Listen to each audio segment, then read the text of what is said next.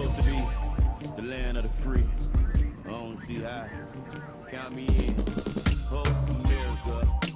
Okay, I believe. I believe that. I believe that we will win. I believe that we will win. I believe that we will win. I believe that we will win. I believe that we will win. I believe that we will win. I believe that we will win. I believe that we will win. I believe that we will win. I believe that we will win. I believe that we will win. I believe that we will win. I believe that we will win. I believe that we will win.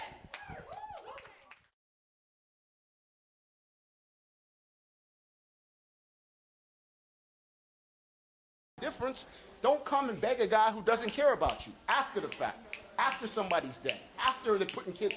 We direct file, we put more children in prison as adults in the state of Florida than the rest of the world combined. How do we change that? Put the right people in office. Everybody here could be a state rep. Everybody. Okay, so he's right. You know, we should all be pissed about what happened with Trayvon Martin. But the fact of the matter is this, okay? The fact of the matter is Trayvon Martin went through something every single day, and we go through that same thing every single day. And I was in that meeting with Governor Rick Scott yesterday, and I told him about that. That is racial profiling. We know that Governor Scott supports Stand Your Ground. We're not here because of Stand Your Ground. We are not here just because Trayvon Martin died. We've been waiting for the opportunity to give Governor Scott the opportunity to take leadership on racial profiling. And do you know what he said?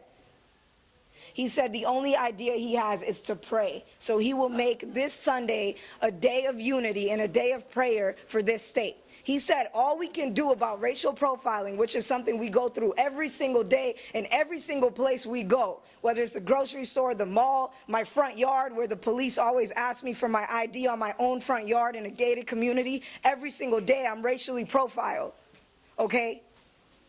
This man has the money and the authority to call a special session for us to talk about racial profiling, for us to talk about youth. We lock up youth. I'm from Polk County, Florida. We don't have juvenile detention centers anymore. We have jail, and kids go to jail. Kids who get arrested in school, 8-year-old kids, go to jail. Adult jail. Adult jail. It goes on their record, and they can't go back to public school. They go to alternative school. They drop out. They get GEDs. They get put in solitary confinement if they get in trouble. Kids get put in solitary confinement.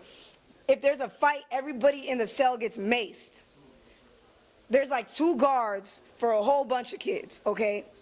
So this is more than just, oh, well, y'all don't need to beg the governor. Y'all don't need to beg the governor. Am I begging the governor? No. I put my feet up on his coffee table one day, and the next day I'm sitting here telling him my story. I'm not begging him for nothing. I'm telling him this is what we want. We are the people of Florida. We delivered our State of the State address on March 5th, and we're coming for your ass, Governor Rick Scott. But, wait.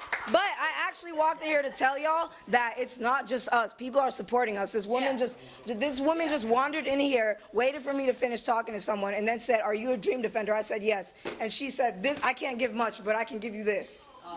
We have fiber bars. It's important for us to stay for our...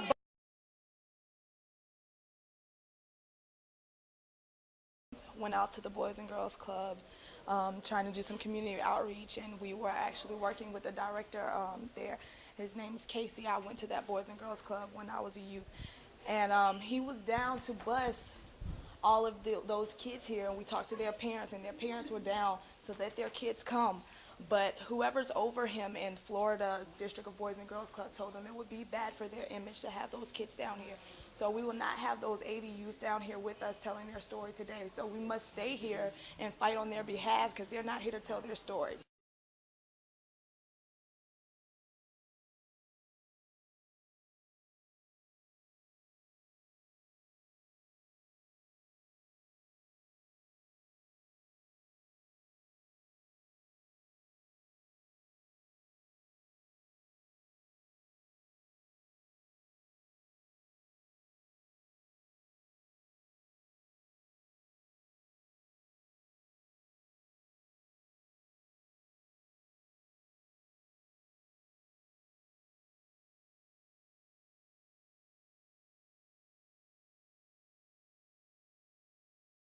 Okay, I believe. I believe that.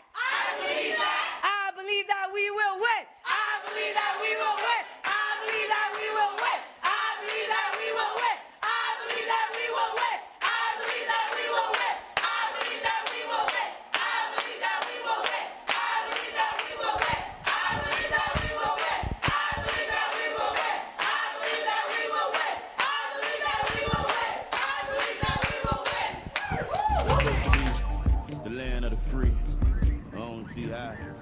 Count me in. Oh, America. Oh, America.